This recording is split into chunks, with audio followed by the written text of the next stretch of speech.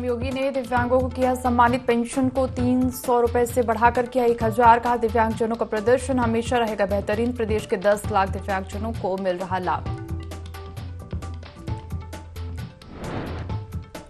3 राज्यों में बीजेपी की जीत। यूपी बीजेपी प्रदेश मुख्यालय पर जश्न का माहौल। बीजेपी प्रदेश अध्यक्ष भूपेंद्र सिंह चौधरी जश्न में हुए शामिल।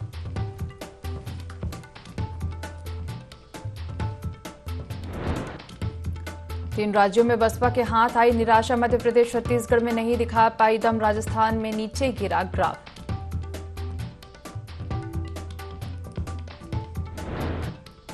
हमीरपुर में दबंगों ने युवक को बेरहमी से पीटा। घर में घुसकर महिलाओं के साथ दबंगों ने की गाली गलौज। मारपीट का वीडियो सोशल मीडिया पर वायरल। राजकोतवाली क्षेत्र के मवई गांव का मामला।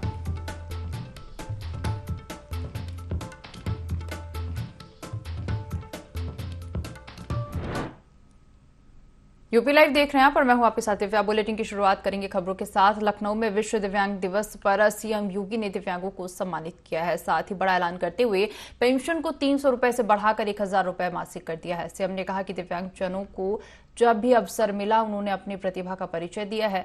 ऋषि अष्टावक्र, मध्यकालीन संत सुकरात, वैज्ञानिक स्टीफन हॉकिंग और जगत गुरु स्वामी भद्राचार्य इसके उदाहरण हैं। चीन में संपन्न हुए पैरा एशियाई खेलों को देखिए तो हमारे पैरा खिलाड़ियों ने 111 मेडल जीते हैं। सामान्य नागरिक की तुलना में दिव्यांगजनों का प्रदर्शन हमेशा बेहतरीन रहता है। प्रधानमंत्री नरेंद्र मोदी ने दुनिया भर के दिव्यांगजनों को सम्मान देने के लिए उन्हें विकलांग की जगह एक नया शब्द दिव्यांग दिया। प्रदेश के लगभग 10 लाख दिव्यांगजन इस सुविधा का लाभ प्राप्त कर रहे हैं। आज विश्व दिव्यांग दिवस है। मैं आप सबको इस दिवस की हृदय से बधाई देते हुए आप सबके प्रति अपनी शुभकामनाएं देता हूं। दिव्यांगजन कल्याण से जुड़ी हुई पूर्व संचालित योजनाओं एवं कार्यक्रमों के प्रति लाभार्थी प्रदान की जाने वाली धनराशि में अनेक योजनाओं में हम लोगों ने वृद्धि भी की है। और जिस क्रम में हम सब जानते हैं कि पहले दिव्यांगजनों को 300 रुपये प्रतिमाह पेंशन की सुविधा मिलती है, वर्तमान सरकार ने इसे 1000 रुपये मासिक करने की कार्रवाई की है और आज प्रदेश के सभी लगभग 10 लाख दिव्यांगजन इस सुविधा का लाभ प्राप्त कर रहे हैं। इसके साथ ही अगली खबर का रुख करेंगे लखनऊ से, जहां सीएम ने नौसेना दिवस पर एक्स पर पोस्ट किया है। नौसेना दिवस की हार्दिक बधाई और शुभकामनाएं। इंडियन नेवी के वीर योद्धाओं को शुभकामनाएं। वीर योद्धाओं और उनके परिजनों को शुभकामनाएं। देश नौसेना के जवानों के लिए सदैव ऋणी रहेगा।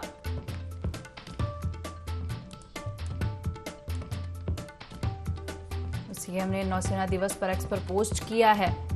सोशल मीडिया प्लेटफॉर्म एक्स पर सीएम ने पोस्ट किया और लिखा कि नौसेना दिवस की हार्दिक बधाई एवं शुभकामनाएं। इंडियन नेवी के वीर योद्धाओं को शुभकामनाएं। इसके साथ ही यह भी लिखा कि वीर योद्धाओं और उनके परिजनों को शुभकामनाएं। देश नौसेना के जवानों के लिए सदैव ऋणी रहेगी।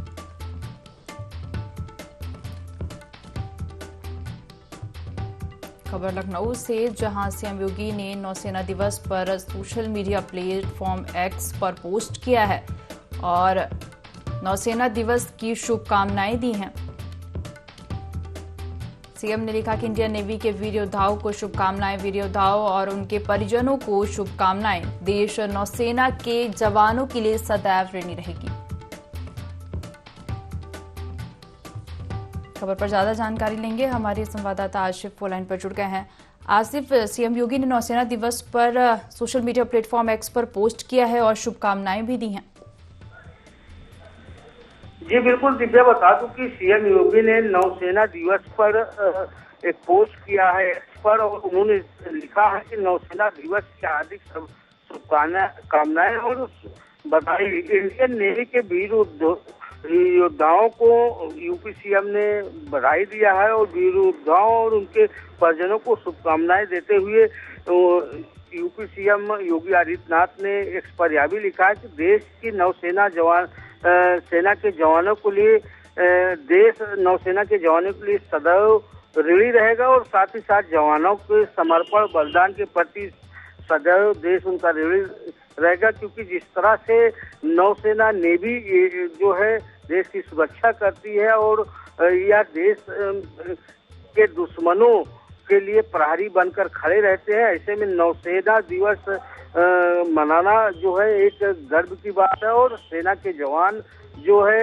उनका जो ये बलिदान है और जो इनकी तपस्या है कठोर, यह भुलाई नहीं जा सकती। देशवासियों को ऋणी होना चाहिए इन नौसेना के जवानों का।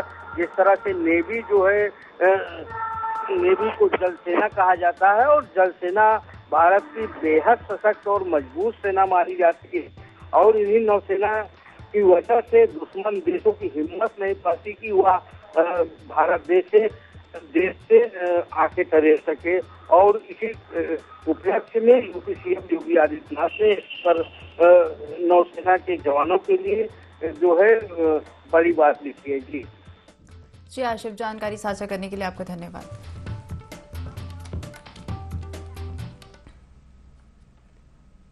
देश के 3 राज्य मध्य प्रदेश, छत्तीसगढ़ और राजस्थान में भारतीय जनता पार्टी को प्रचंड बहुमत मिला है, जिसके लिए भाजपा के कार्यकर्ता पूरे देश में जश्न मना रहे हैं। और इसी क्रम में कानपुर नगर निगम में भव्य कार्यक्रम का आयोजन किया गया, जहां पर पार्टी के कार्यकर्ताओं ने ढोल बजाकर जश्न मनाया। और इस मौके पर महापौर प्रमिला पांडे ने भी पार्टी के लोगों के साथ मिलकर आतिशबाजी की और मिठाई बांटी। साथ ही महापौर प्रमिला पांडे ने जीत का श्रेय प्रधानमंत्री नरेंद्र मोदी को दिया।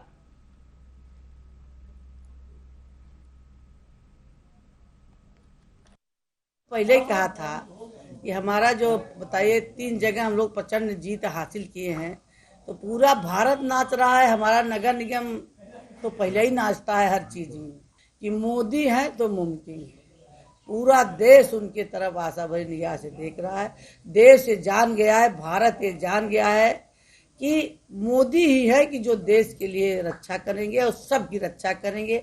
महिलाओं ने कितना वोटिंग की है अगर निकाला जाए तो पुरुषों से भी बहुत आगे बढ़ के वोट डाला, जिसका ये नतीजा है। क्यों ना नाचूं हम लोग, क्यों ना गाऊं हम लोग, ऐसे नाचेंगे ऐसे गाएंगे ढोल। रुक करेंगे अगली खबर का लखनऊ से, जहां बीएसपी सुप्रीमो मायावती ने एक्स पर लिखा 4 राज्यों के विधानसभा परिणाम पर। मायावती ने कहा कि एक तरफा परिणाम से लोग शंकित हैं, ये परिणाम गले के नीचे उतर पाना मुश्किल है। बीएसपी इस चुनाव के माहौल में नई जान लाई है। 10 दिसंबर को पार्टी की ऑल इंडिया बैठक है। अम्बेडकरवादी मूवमेंट आगे बढ़ाने की हिम्मत नहीं हारेंगे।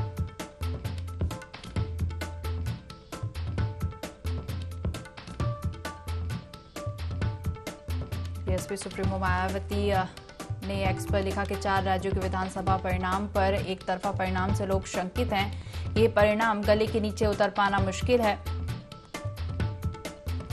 बीएसपी इस चुनाव के माहौल में नई जान लाई है। 10 दिसंबर को पार्टी की ऑल इंडिया बैठक होगी। अम्बेडकरवादी मूवमेंट आगे बढ़ने की हिम्मत नहीं हारेंगे।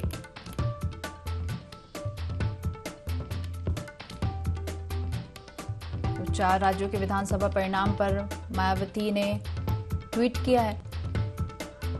ज्यादा जानकारी लेंगे, संवाददाता आशिफ फोन लाइन पर जुड़ गए हैं। आशिफ, 4 राज्यों के विधानसभा परिणाम को लेकर बीएसपी सुप्रीमो मायावती ने सोशल मीडिया प्लेटफॉर्म एक्स पर ट्वीट किया है और लिखा है कि एक तरफा परिणाम से लोग शंकित हैं।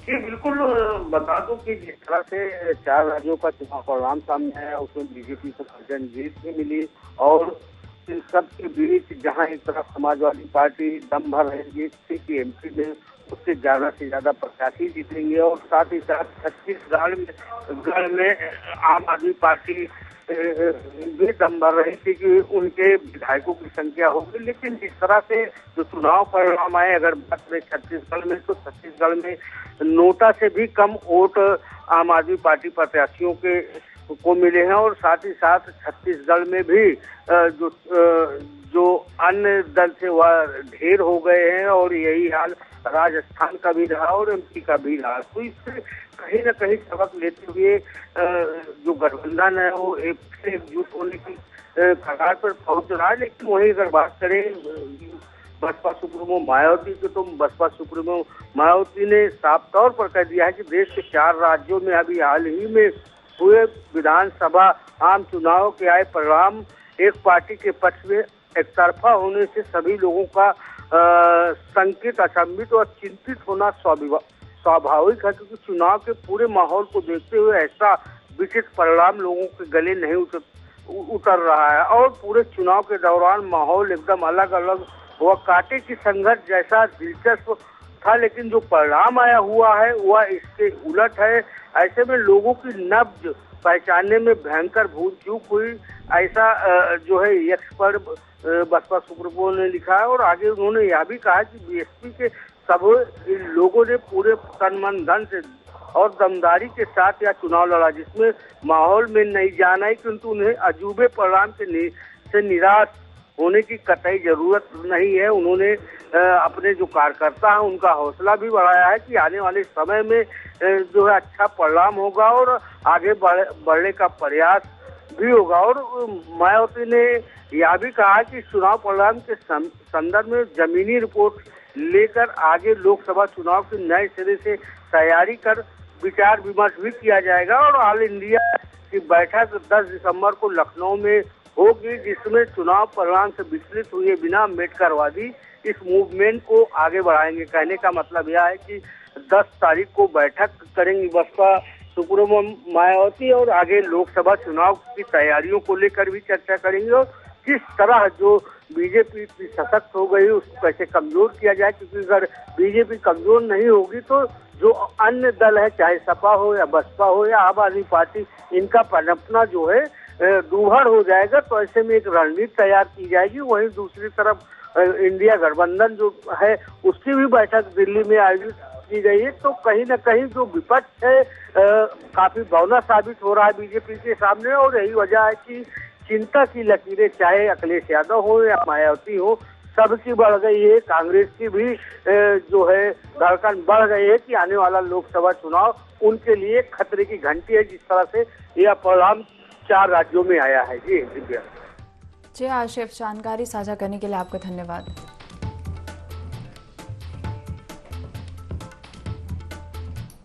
रुक करेंगे कुशीनगर से आ रही खबर का, जहां प्रेमी युगल ने जहर खाया है, प्रेमिका की मौत हो गई है। वहीं प्रेमी की हालत गंभीर बताई जा रही है। गंभीर हालत में प्रेमी को जिला अस्पताल रेफर किया गया है।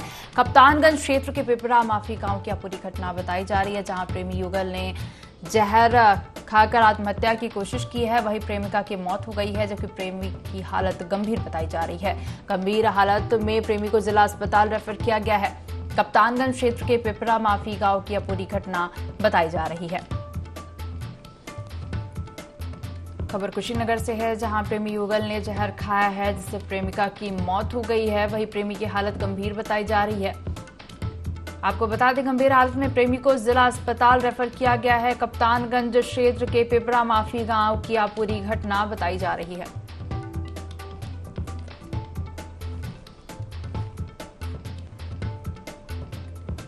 खबर कुशीनगर से, जहां प्रेमी युगल ने जहर खाया है, प्रेमिका की मौत हो गई है। प्रेमी की हालत गंभीर बताई जा रही है, जिसे जिला अस्पताल रेफर किया गया है।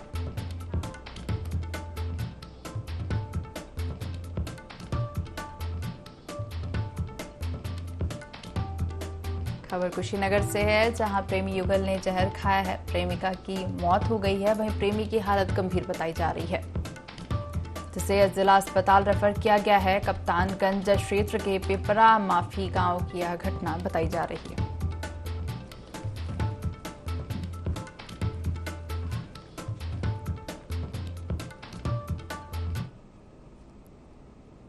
इसके साथ ही अगली खबर का रुख करेंगे हरदोई से, जहां मकान और गोदाम में आग लगी है। शॉर्ट सर्किट से आग लगी है। लाखों का सामान जलकर खाक हो गया है। घर और दुकान में रखा सामान जलकर राख हो गया है। खबर हरदोई से है, जहां मकान और गोदाम में आग लगी है। शॉर्ट सर्किट से आग लगी है। लाखों का सामान जलकर राख हो गया है। आपको बता दें, घर और दुकान में रखा लाखों का सामान जलकर राख हो गया है। तो ये तस्वीरें हैं हरदोई से, जहां मकान और गोदाम में आग लगी है। आग लगने का कारण शॉर्ट सर्किट बताया जा रहा है, जिससे लाखों का सामान जलकर राख हो गया है।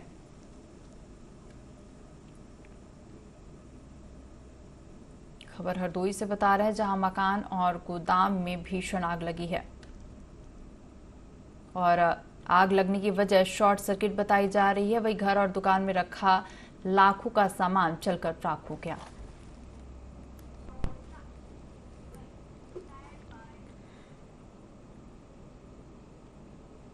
तो वाराणसी में एक रेस्टोरेंट में हंगामा हो गया। दरअसल एक परिवार रेस्टोरेंट में खाना खाने पहुंचा था, जहां खाने के दौरान उनके ऑर्डर किए गए डोसे से कीड़ा निकला और इस बात को लेकर ग्राहक और रेस्टोरेंट संचालक के बीच जमकर विवाद हो गया। हालांकि सूचना मिलते ही पुलिस मौके पर पहुंची और मामले को शांत करवाया। वहीं वाराणसी महिला व्यापार मंडल अध्यक्ष ने भी इसकी शिकायत खाद्य विभाग से करते हुए कार्रवाई की मांग की है।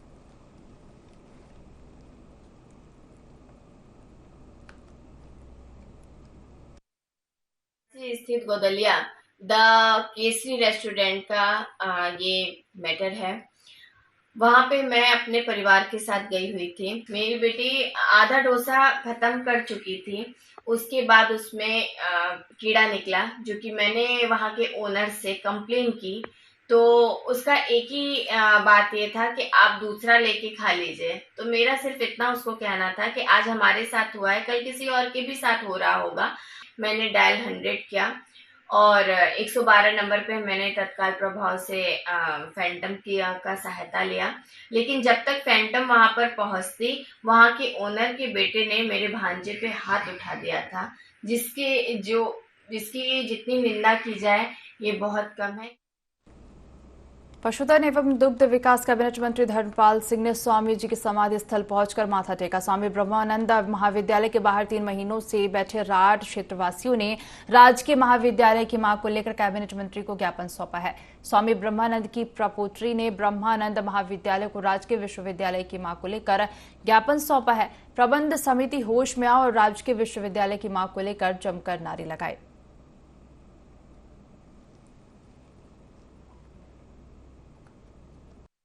देश में 80 लोकसभा की सीटें भारतीय जनता पार्टी जीतेगी और माननीय मोदी जी प्रचंड बहुमत से 2024 में देश के यशस्वी प्रधानमंत्री बने। हम लोगों का सौभाग्य ये राजनीति का स्वर्णिम है। स्वर्णिम इसलिए कहा जाए, देश के प्रधानमंत्री माननीय मोदी जी कर्मयोगी हैं।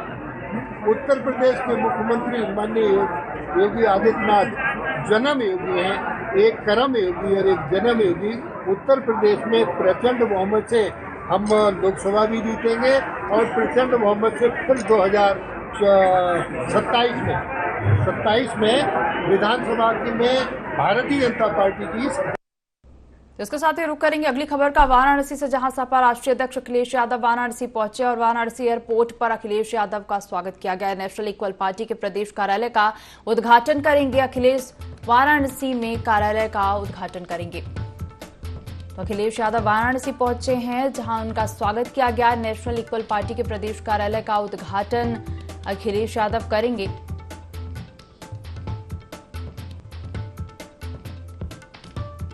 खबर वाराणसी से है, जहां सपा राष्ट्रीय अध्यक्ष अखिलेश यादव वाराणसी पहुंचे हैं, जहां उनका स्वागत किया गया। नेशनल इक्वल पार्टी के प्रदेश कार्यालय का उद्घाटन अखिलेश यादव करेंगे।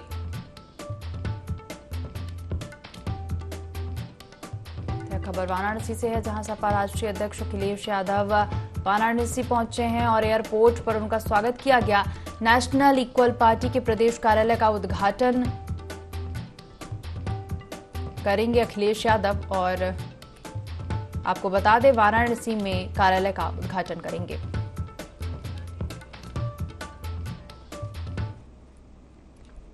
अगली खबर लखनऊ से, जहां ट्रैफिक ड्यूटी में तैनात सिपाही को कार सवार ने उड़ाया। गलत दिशा से आ रही कार ने ट्रैफिक सिपाही को उड़ाया है। ट्रैफिक सिपाही को जोरदार टक्कर मारकर फरार हुआ। अवैध चौराहे पर ड्यूटी दे रहा था। ट्रैफिक सिपाही अमित कुमार के कंधे में फ्रैक्चर आने से घायल हुआ। लोक बंधु अस्पताल में इलाज चल रहा है। पूरी घटना सीसीटीवी में कैद हुई है। पुलिस ने आरोपी कार सवार को गिरफ्तार किया है। राजधानी लखनऊ के अवध चौराहे की यह पूरी घटना बताई जा रही है। तो ट्रैफिक ड्यूटी में तैनात सिपाही को कार सवार ने उड़ाया। आपको बता दें गलत दिशा से आ रही कार ने ट्रैफिक सिपाही को उड़ाया है। आपको बता दें ट्रैफिक सिपाही को जोरदार टक्कर मारकर फरार हुआ। अवध चौराहे पर ड्यूटी दे रहा था ट्रैफिक सिपाही। वही अमित के कंधे में फ्रैक्चर आने से वह घायल है। लोक बंधु अस्पताल में इलाज चल रहा है। इस घटना का सीसीटीवी फुटेज भी सामने आया है। वहीं पुलिस ने आरोपी कार सवार को गिरफ्तार भी किया है। राजधानी लखनऊ के अवध चौराहे की यह पूरी घटना बताई जा रही है। जहां गलत दिशा से आ रही कार ने ट्रैफिक सिपाही को जोरदार टक्कर मारी, जिससे वह घायल हो गया। फिलहाल ट्रैफिक सिपाही का इलाज अस्पताल में चल रहा है। इस पूरी घटना का सीसीटीवी फुटेज भी सामने आया है। वहीं पुलिस ने आरोपी कार सवार को गिरफ्तार किया है।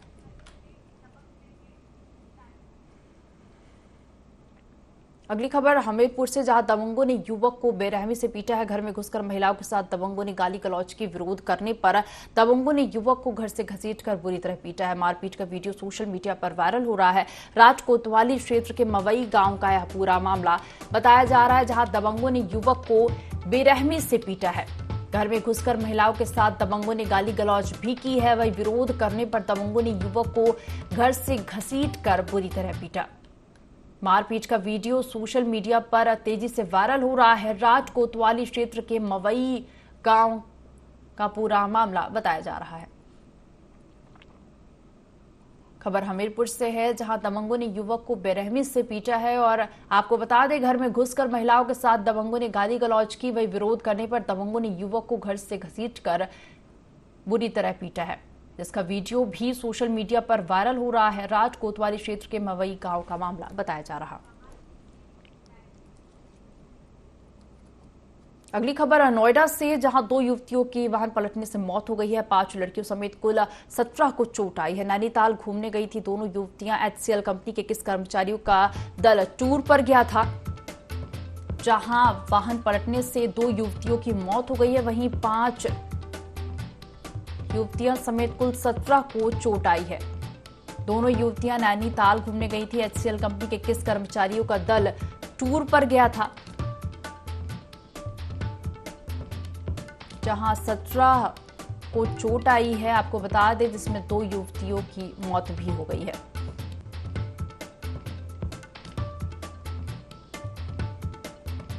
यह खबर नोएडा से, जहां 2 युवतियों के वाहन पलटने से मौत हो गई है। आपको बता दें, दोनों युवतियां नैनीताल घूमने गई थी।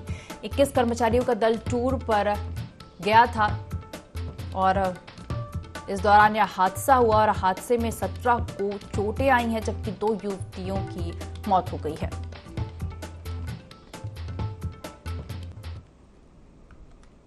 अगली खबर जालौन से, जहां नवीन गल्ला मंडी में अब भारी अव्यवस्थाएं दिखी हैं। जल निकासी न होने से भीगकर खराब हुआ सैकड़ों क्विंटल धान। खुले में रखी धान की बोरियां बारिश से भीगकर खराब हुई हैं। धान भीगने से व्यापारियों का लाखों रुपए का नुकसान भी हुआ है। व्यापारियों ने मंडी सचिव पर लापरवाही के आरोप लगाए हैं। जाला नगर के नवीन गल्ला मंडी का यह मामला बताया जा रहा है। खबर जालौन से है, जहां नवीन गल्ला मंडी में भारी अव्यवस्थाएं दिखी हैं। जल निकासी न होने से सैकड़ों क्विंटल धान भीगकर खराब हुआ। खुले में रखी धान की बोरियां बारिश से भीगकर खराब हुई हैं। वहीं धान भीगने से व्यापारियों का लाखों रुपए का नुकसान हुआ है। व्यापारियों ने मंडी सचिव पर लापरवाही के आरोप भी लगाए हैं।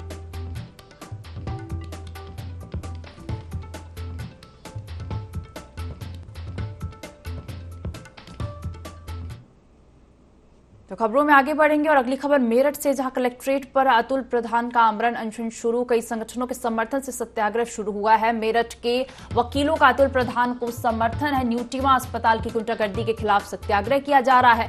अस्पताल में अतुल प्रधान नवजात के परिजनों पर केस दर्ज किया गया है। फर्जी मुकदमे के खिलाफ सपा विधायक अतुल का अनशन।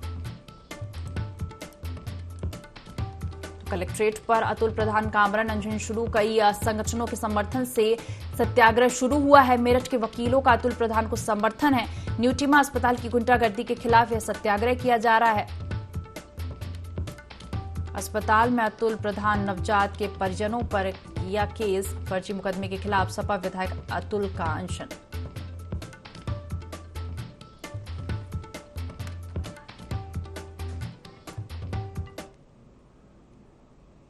इसके साथ ही अगली खबर का रुख करेंगे मुरादाबाद से, जहां बीजेपी प्रदेश अध्यक्ष भूपेंद्र चौधरी का बयान सामने आया। देश की जनता का विश्वास मोदी जी पर है। मोदी जी की गारंटी में लोगों ने विश्वास किया है।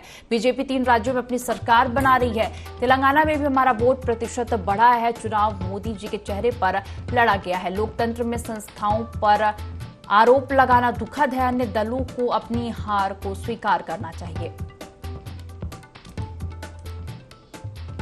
बीजेपी प्रदेश अध्यक्ष भूपेंद्र चौधरी का बयान सामने आया। उन्होंने कहा कि देश की जनता का विश्वास मोदी जी पर है।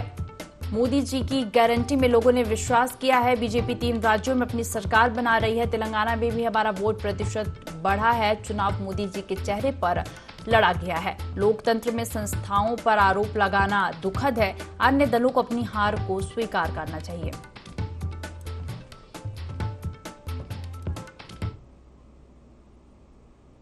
उसके साथ इस बुलेटिन में फिलहाल इतना ही। आप बने रहिए IND 24 के साथ। नमस्कार।